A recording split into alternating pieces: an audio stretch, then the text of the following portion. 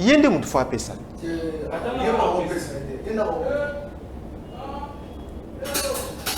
C'est parti. Merci de nous être fidèles sur Congo France Télévisions. Aujourd'hui, j'ai le plaisir pour vous de partager avec vous ce thème très délicat et scientifique, aussi plus technique sur les enjeux économiques de l'environnement en RDC. Comme vous le savez, il y a eu un appel d'offres de 27 blocs pétroliers et 3 gaziers. Pour en parler, je suis avec moi sur le plateau avec un expert pétrolier qui est un habitué des plateaux aussi de notre CF débat, Lewis Yola, expert en économie pétrolière. Bonjour Lewis. Bonjour Monsieur Nestor. Alors tout va bien? Oui, tout va bien. Vous êtes chercheur dans un centre de recherche Congo Pétrole. C'est là où vous publiez beaucoup plus les actualités sur... Alors, quels sont les enjeux liés à l'économie pétrolière et environnementale en RDC avec ce qui vient de se passer avec le président de la République ainsi que le ministre Didier Didimbo? Merci d'abord pour l'invitation, cher ami Nestor. Merci. Je suis vraiment très encouragé de voir des jeunes comme vous s'intéresser aux questions liées au pétrole qui, dans le passé, était plus un domaine exclusif aux autorités du pays. Voilà. Aujourd'hui, quand nous sommes en train de voir ces sentiments au sein de l'opinion publique à s'intéresser sur les questions pétrolières, en tout cas, nous nous sentons réjouis, même au niveau de notre centre de recherche, Congo Pétrole News, un centre spécialisé sur les questions des hydrocarbures. Pour répondre à votre question liée à savoir les enjeux socio-économiques de l'exploitation du pétrole et environnementaux liés à l'exploitation du pétrole en République démocratique du Congo, c'est que nous pouvons retenir d'abord sur le plan économique, avec le lancement de 27 blocs pétroliers et 3 blocs gaziers. En tout cas, les retombées économiques sont énormes par rapport au régime fiscal qui est repris dans l'actuel code des hydrocarbures. Déjà, ne fût-ce que par rapport aux frais liés aux bonus de signature des contrats, par exemple, ce sont d'énormes sommes qui sont versées à la République démocratique du Congo. Car c'est là aussi, pendant aussi les activités liées à l'exploration pétrolière, il y a aussi d'énormes sommes. Par exemple, la redevance superficiaire qui s'applique déjà même au niveau de l'exploration. Et lorsqu'on essaie un peu d'estimer les sommes par rapport aux superficies qu'il y a autour de ces différents blocs, nous sommes en train de nous dire que non, en tout cas, les caisses de l'État vont se renflouer davantage et le gouvernement congolais va de plus en plus se montrer performant dans l'exécution de ces tâches. Par rapport aux questions environnementales d'une manière un peu globale, c'est que nous devons retenir, l'exploitation pétrolière n'a pas l'objectif de faire zéro pollution. Là, c'est un principe.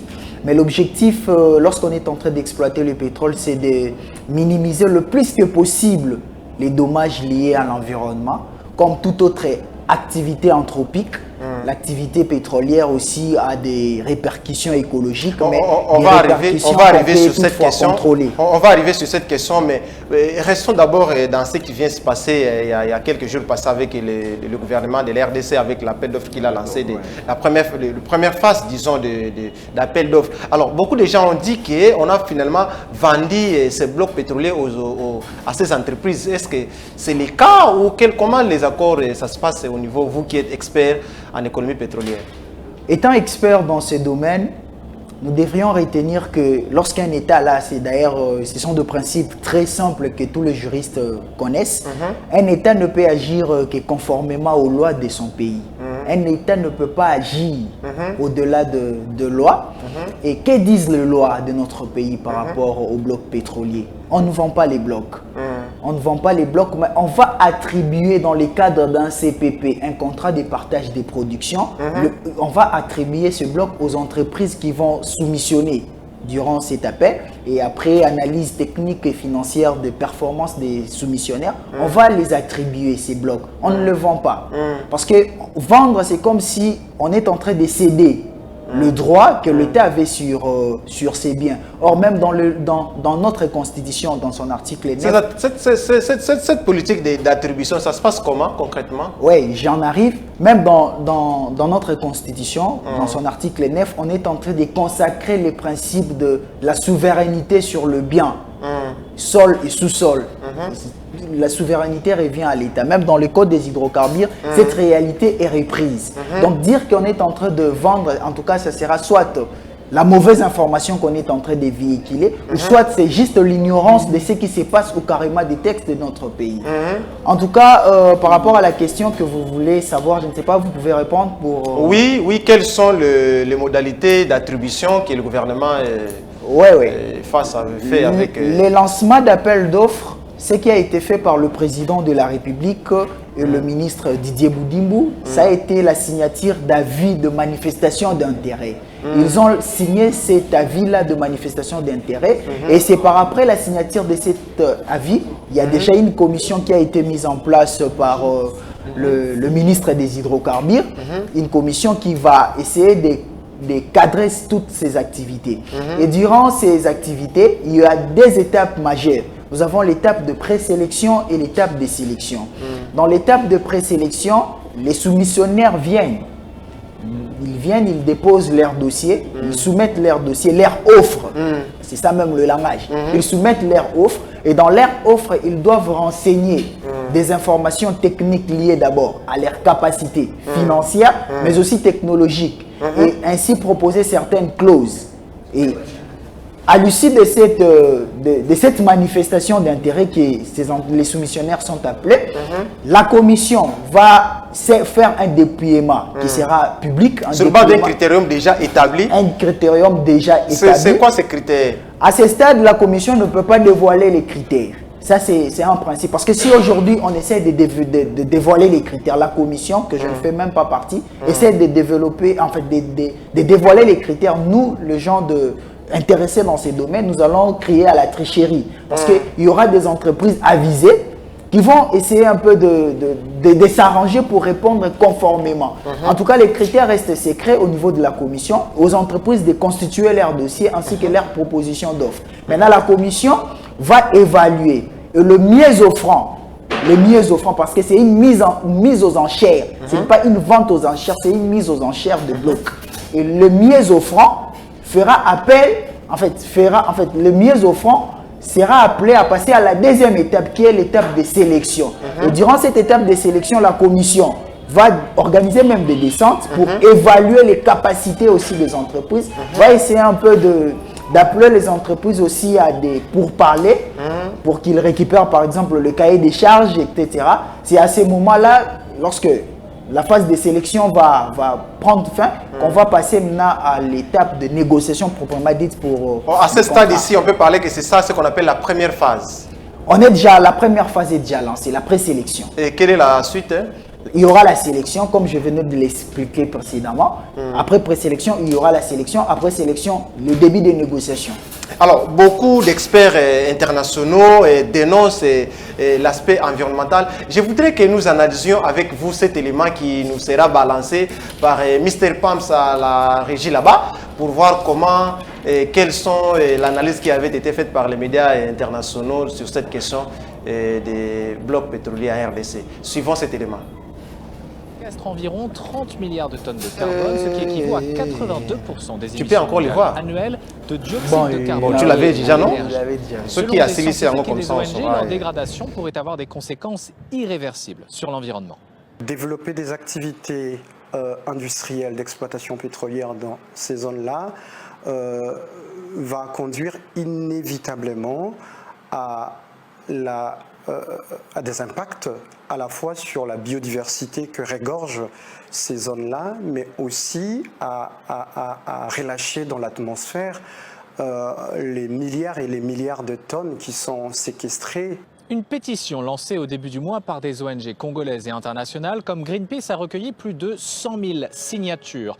Mais pour le gouvernement congolais, la priorité est le développement économique. 100 000 signatures contre 100 millions d'habitants, le choix est clair. L'option que nous avons prise, c'est celui de pouvoir donner à la population congolaise, essayer d'améliorer son quotidien à travers son économie. Une ONG ou des ONG ne peuvent pas dicter à un pays souverain la marche à suivre.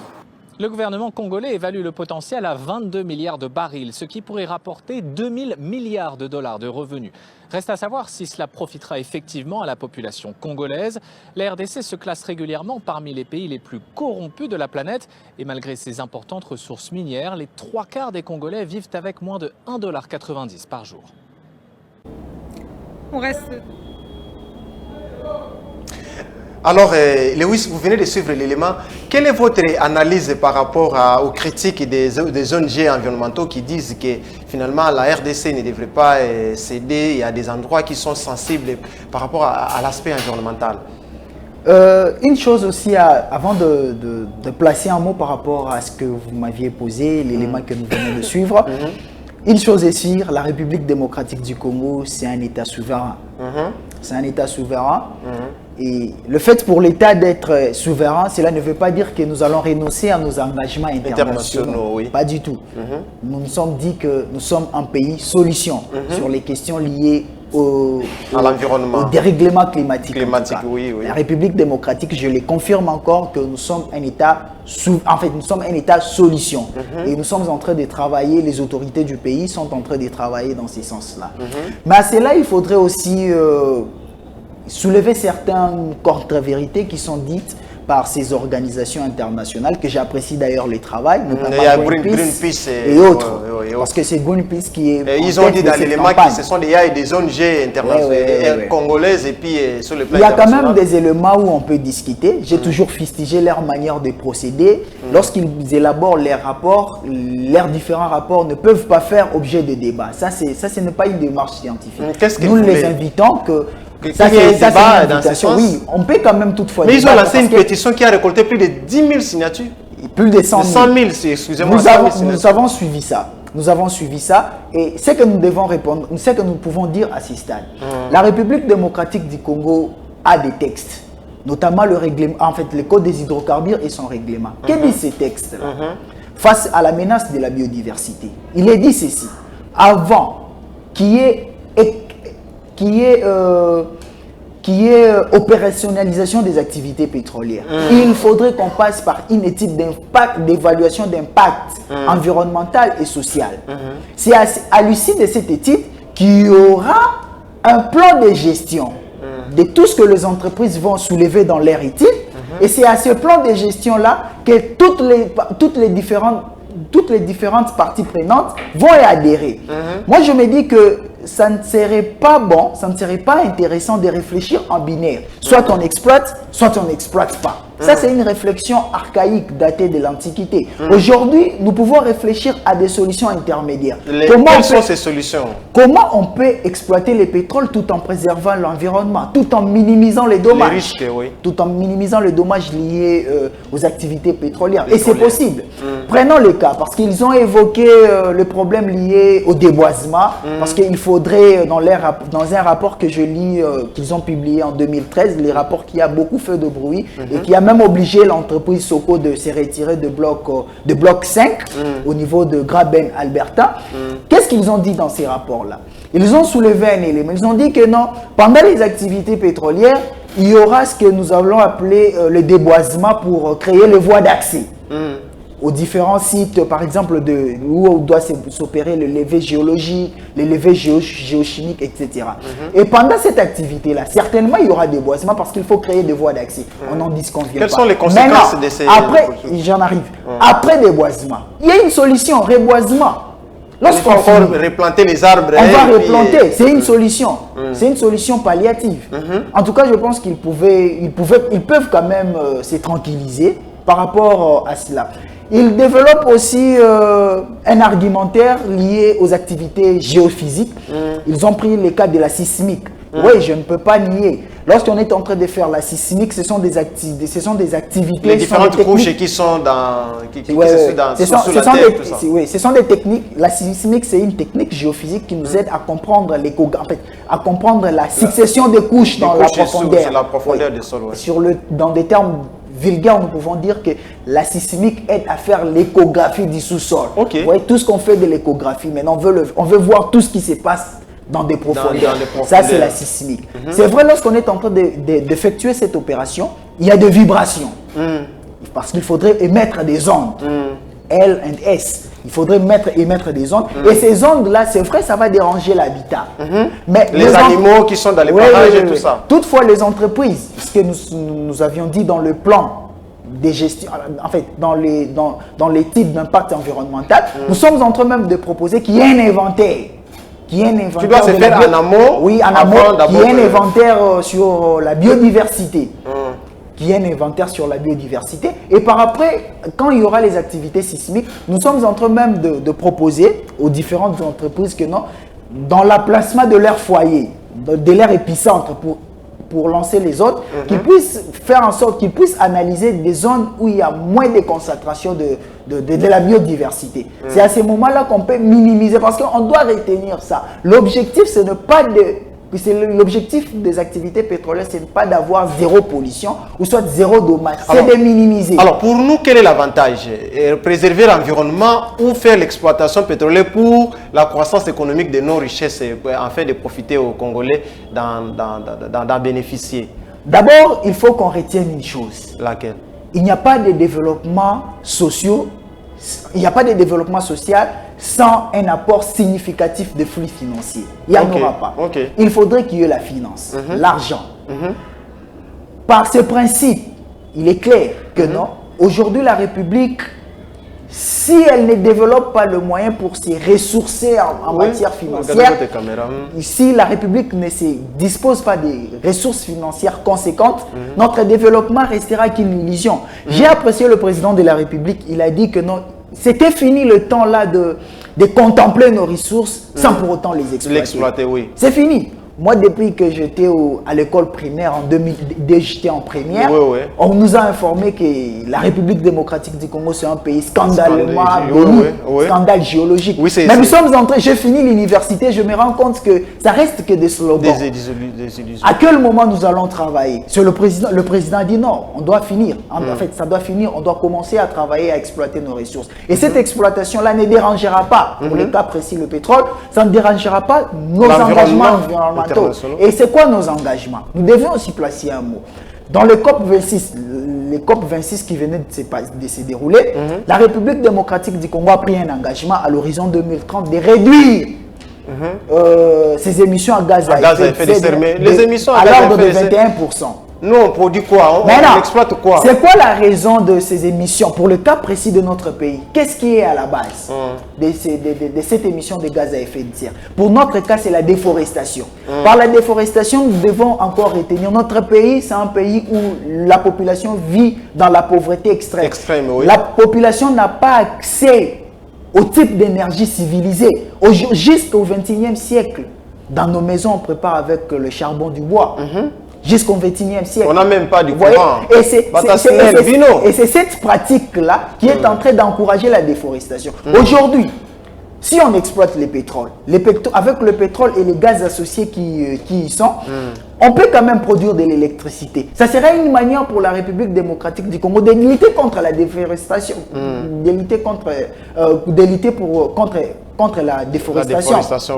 Et ça sera aussi une manière pour nous de répondre à notre engagement. Lutter pour produire le pétrole à ce jour, c'est lutter contre la déforestation.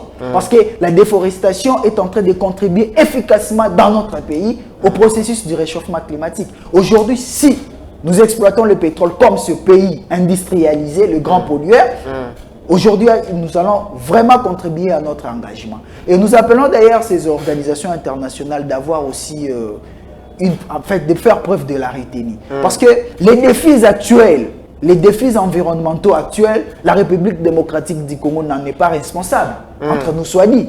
Les défis actuels, nous ne sommes pas responsables. Le principe de polluer, payer, qu'est-ce que nous on a comme usine ici au Congo qui fait que nous puissions aussi polluer l'environnement sur le plan international? S'il faut faire une analyse comparative par rapport à ce que vous avez fait, la République démocratique du Congo se trouverait même dans une zone négative de pollution. C'est-à-dire, même notre pollution n'a pas été encore zéro.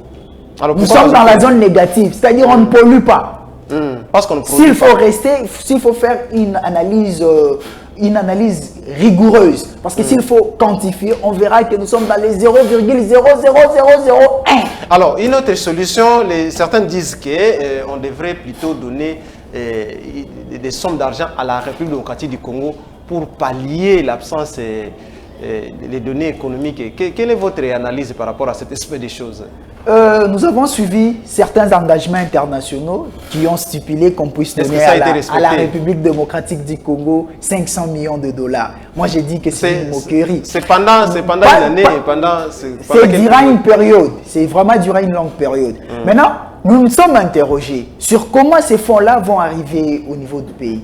Ces organisations internationales, avec bien sûr sont nos partenaires internationaux, ils se sont arrangés que ces fonds puissent arriver au gouvernement, en fait, aux communautés locales, aux communautés congolaises, par le biais des organisations internationales et nationales, c'est-à-dire les organisations de la société civile. Et ce sont ces organisations-là qui vont effectuer des projets, et à partir de ces projets-là, que ces fonds seront un peu distillés dans notre communauté. Et ils se disent que non, ils ne peuvent pas donner ça au gouvernement parce que le gouvernement, c'est un mauvais gestionnaire. En tout cas, nous disons ça, ce n'est pas une très bonne manière. Parce que les expériences ont montré, parce que nous sommes Congolais, nous connaissons les réalités, l'expérience a montré que lorsqu'on est en train de verser ces sommes, par exemple les 500 millions, ce n'est que le 30% qu'on peut quantifier son impact sur le terrain. Le reste se volatilise dans des histoires un peu très lourdes,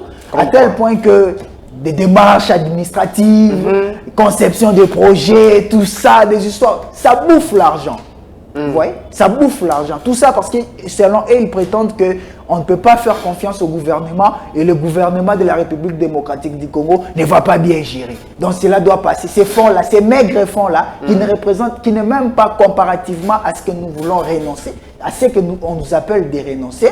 Parce que, s'il faut le dire, nos réserves en baril sont estimées à 22 milliards. Oui, c'est les données d'ailleurs que je voudrais vous poser cette question-là par rapport à les chiffres et les données économiques. Oui, par rapport aux informations techniques recoupées, parce que je dois être prudent, seul le forage d'exploration peut quantifier et certifier la quantité des réserves. Les différentes études donnent une idée. Ça ne quantifie pas. Dans le cas précis de notre pays, à part le bloc Ngazi au niveau de le bloc Ngazi, les 3 blocs du bassin côtier, qui ont bénéficié d'un certain nombre de forages, d'exploration pour quantifier. Dans la plupart d'autres blocs, en tout cas, il n'y a pas eu de forage d'exploration. Il y a eu juste des éléments géophysiques, géochimiques et géologiques. Et grâce à ces informations-là, les experts ont pu quand même déceler des potentialités, faire des prédictions, et ils ont dit que non, la République démocratique du Congo possédait 22 milliards de mètres cubes. Vous voyez, de barils de pétrole. Et ils ont estimé que si on l'exploitait, on peut avoir à plus de 2000 milliards de dollars. Vous comprenez? Ça, bien sûr, ça sera au bout d'un moment, au bout d'une période. Vous voyez? Et à cela, nous sommes en train de nous dire que ce sont des normes énormes, ce sont des sommes énormes qui peuvent vraiment significativement aider la République démocratique du Congo à faire face aux défis qui est les siens, notamment l'insécurité qui gangrène à l'Est. Les Congolais ont déjà compris qu'ils se battent seuls contre le monde entier. Nous l'avons compris. Aujourd'hui, nous avons le devoir national, le devoir patriotique de construire une armée forte. Et avec le moyen, le pétrole est là. Le pétrole va nous donner ces moyens-là pour construire une armée afin de sécuriser nos frontières. Parce qu'on a compris qu'au-delà des Congolais, il n'y a pas de solution. Et on ne veut pas les gens qui ont contribué efficacement dans les défis actuels, dans les défis climatiques actuels, viennent nous apporter des leçons. Mais le problème, c'est qu'après que soient exploités ces gisements de pétrole, ces blocs, est-ce que l'argent généré va finalement profiter aux intérêts des Congolais? Ce n'est pas la première, on sait comment, même dans la conclusion du reportage qui nous avait été balancé ici, on dit que le pays est tellement corrompu et on a même peur de savoir si cet argent-là va finalement profiter aux Congolais. C'est vrai, c'est vrai, il y a beaucoup d'éléments à discuter dans la manière de gérer de nos autorités. Il y a beaucoup d'éléments à discuter. Toutefois, il y a des avancées qui sont en train d'être faites. Nous devons quand même saluer. Aujourd'hui, je peux dire, pour voler, détourner, il faudrait réfléchir 2 fois. Parce que l'IGF est là. Elle va essayer de faire un travail. Il faudrait réfléchir 2 fois. C'est déjà une avancée que nous sommes en train d'applaudir. Nous sommes des scientifiques. On ne peut pas dire qu'on ne peut pas adopter une démarche du genre non, n'exploitez pas parce que lorsqu'il y aura l'argent, les gens seront corrompus, les gens vont détourner. Non, ça c'est une manière de fuir ses responsabilités. À un État responsable, On ne peut pas refuser d'exploiter une ressource parce qu'il y a des potentiels détourneurs. Pas du tout. Ce que nous devons faire en retour, c'est quoi? On exploite, on renforce le mécanisme. On peut maintenant réfléchir, au-delà du travail que l'IGF est en train de faire, qu'est-ce que nous pouvons encore faire pour sécuriser nos ressources financières? C'est de cette manière qu'on peut procéder. Moi, je me dis qu'avec tous les avantages qu'il y a, les avantages fiscaux qu'il y a dans le code des hydrocarbures, moi, je me dis que non, avec le mécanisme d'encadrement fiscal, le mécanisme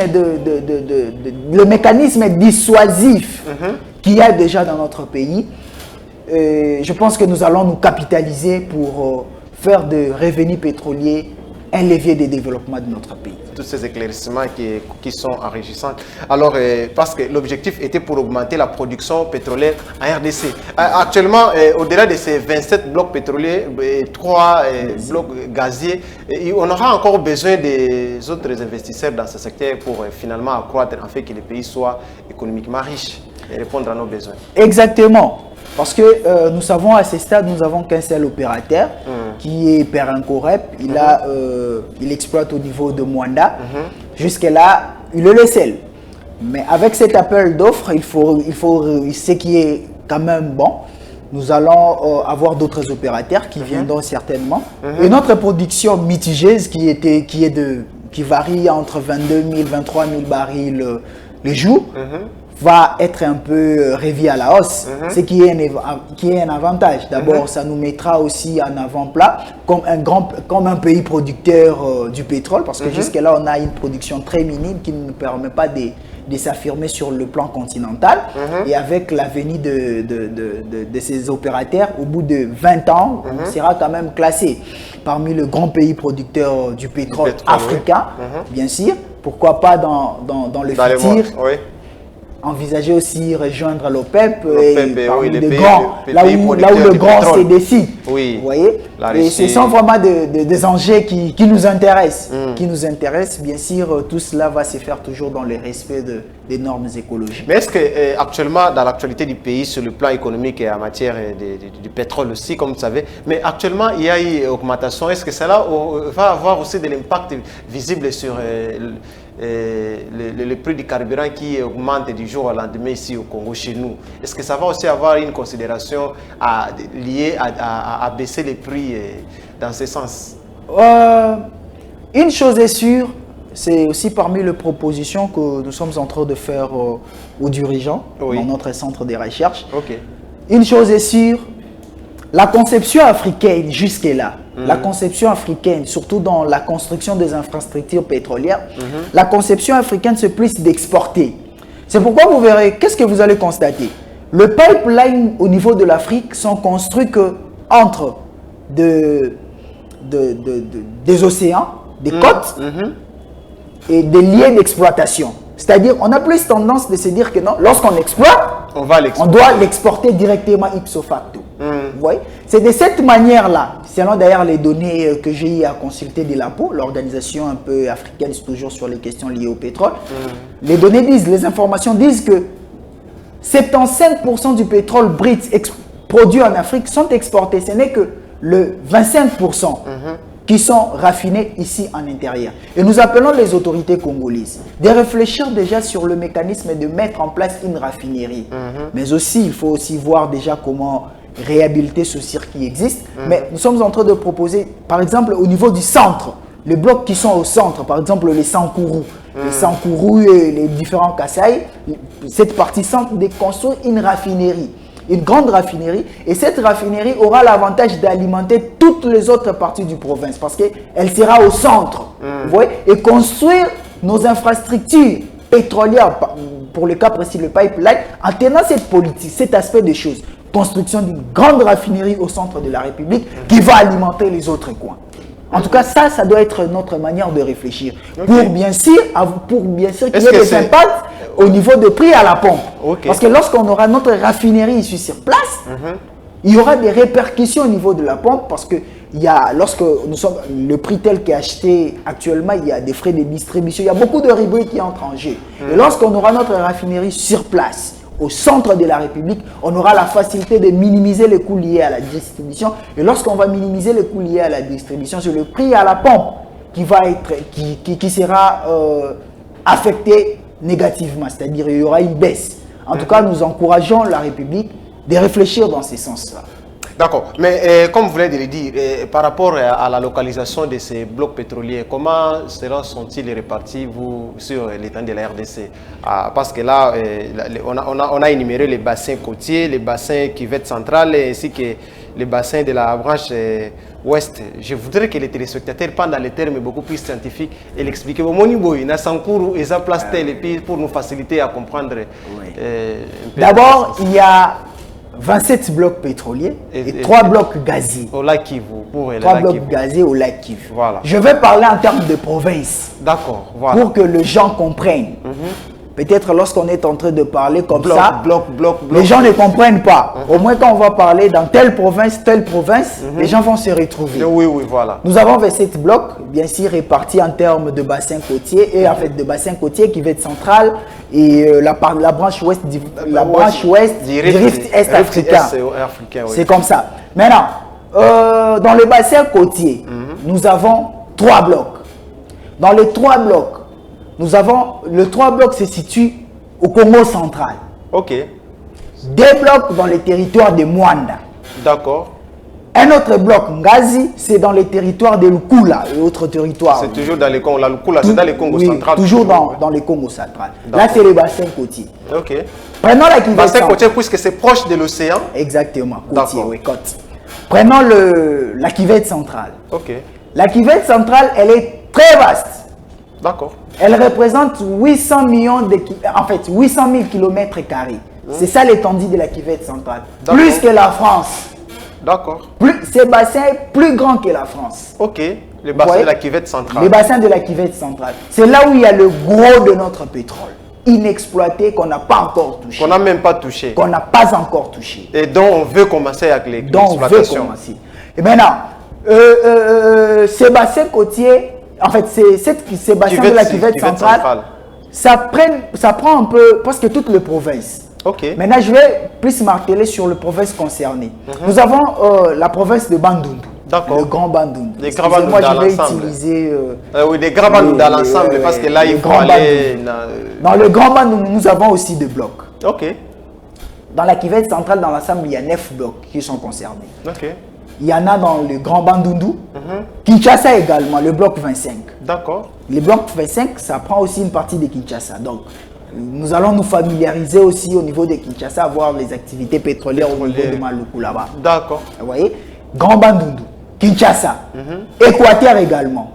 En Équateur aussi, le Grand Équateur. Ça, c'est le bloc du Kivu central toujours. Toujours dans la Kivu centrale. Ok. Nous avons également dans le Grand Kasaï. D'accord. Dans le Grand Kasaï, dans le Congo, on n'a pas seulement que les diamants pour les faire développer. Pas du tout, nous avons le pétrole.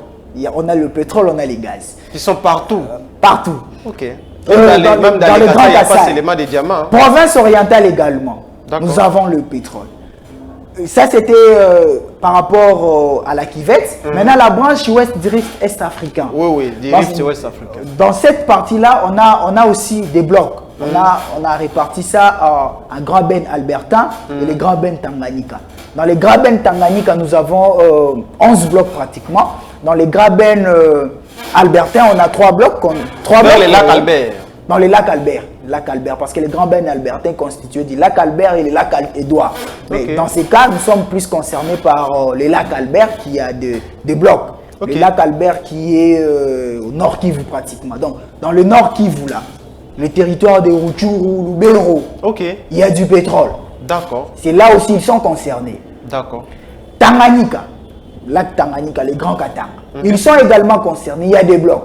Ouais. Donc c'est un boom économique pour tout le pays. Et ce qu'on veut voir, vous voyez cette dynamique que nous voyons, qu'on observe au niveau des Katanga, du Katanga, le Grand Katanga. Cette dynamique-là, avec le minerai, les gens se retrouvent un tout petit peu. C'est cette dynamique-là qu'au bout de 20 ans, qu'on va constater subitement dans ce pays, dans l'ensemble du pays.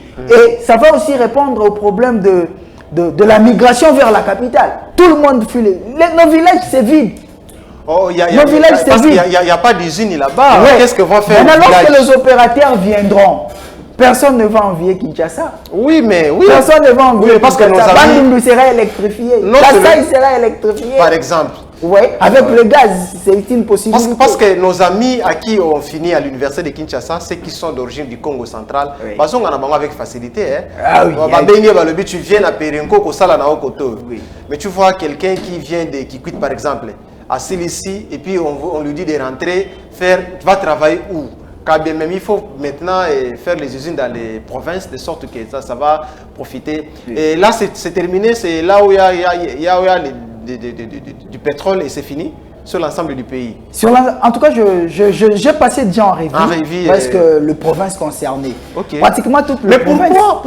pourquoi il y a seulement un monde à qui on exploitait? C'était lié, parce que vous venez de le dire tout à l'heure, que pour exporter en haut, ou finalement c'était... pour D'abord, les gens de facilitation? l'idée de colonisateur. L'idée d'abord, l'esprit des colonisateurs, c'était d'exploiter le continent. Ok. Et dans cette manière de réfléchir, même la construction de leurs infrastructures s'est orientée vers leur nation. C'est dans ce sens-là, bien que ça peut aussi être, en fait, cet argumentaire peut aussi s'associer à d'autres argumentaires techniques, mais au moins, le colonisateur avait plus besoin d'exporter le pétrole. C'est pourquoi il avait apporté un objectif focus sur le Congo central, Ok. les bassins côtiers. Ok. Ça la prospection géologique. Exactement. C'est là où ils ont essayé un peu de faire le gros de leurs études, Ok. et jusqu'à signer déjà des contrats à partir de 59 qu'on a revu encore en 69. Vous voyez? Et qui ont fait en sorte qu'on puisse exploiter le pétrole jusqu'à ces jours. Maintenant, présentement, même le Congolais, je peux dire que c'est la première initiative Que Félix Tshisekedi que le président de la République Oui. a essayé de prôner, de prôner. de parrainer, vous voyez, et que les Congolais eux-mêmes veulent définir un objectif, Une ils autre veulent ligne- agir, une autre ligne directive. une directive par D'accord. rapport à leurs ressources. D'accord. C'est un peu ça. Donc le Congo central ne sera plus désormais la destination de jeunes gens qui finissent toujours qui finissent dans les études pétrolières, ou soit qui veulent quand même rester dans des provinces. Et puis actuellement, la dernière question, parce qu'on s'attend finalement vers la fin de l'émission. Oui. Et est-ce que vous pensez qu'on devrait beaucoup plus prioriser les recherches liées à nos richesses, à nous au Congo, qui profitent à nous, plutôt que de commencer à l'observer comme ça, et puis qu'il n'y ait pas...